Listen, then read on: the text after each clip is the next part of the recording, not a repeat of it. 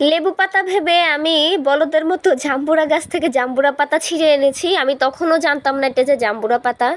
পরে আম মাখা বানানোর জন্য আমি যখন নিয়ে এসেছি, আমার ছোট ভাই বলতেছে, তুমি এটা কি আনছো? এটা কি লেবু পাতা?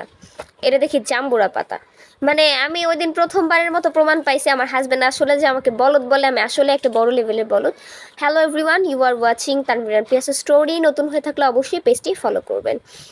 এই যে দেখুন, এই ওয়েদারে আম মাখা কিন্তু ইজ আ ব্লেজিং। তারপর আম্মুকে আবদার করলাম আম মাখা খাবো। আম চুরি করে খেতে নাকি অনেক মজা, কিন্তু আমরা তিন ভাই বোন আমরা কখনো কারো কোনো জিনিস চুরি করা বা কারো কোনো গাছ থেকে না বলে কোনো কিছু পেড়ে খাওয়া, চুরি করে খাওয়ার মধ্যে ছিলাম না।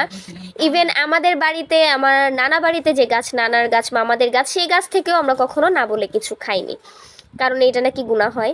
তো চাক কিনে এনেই সেই স্বাদ পূরণ করা।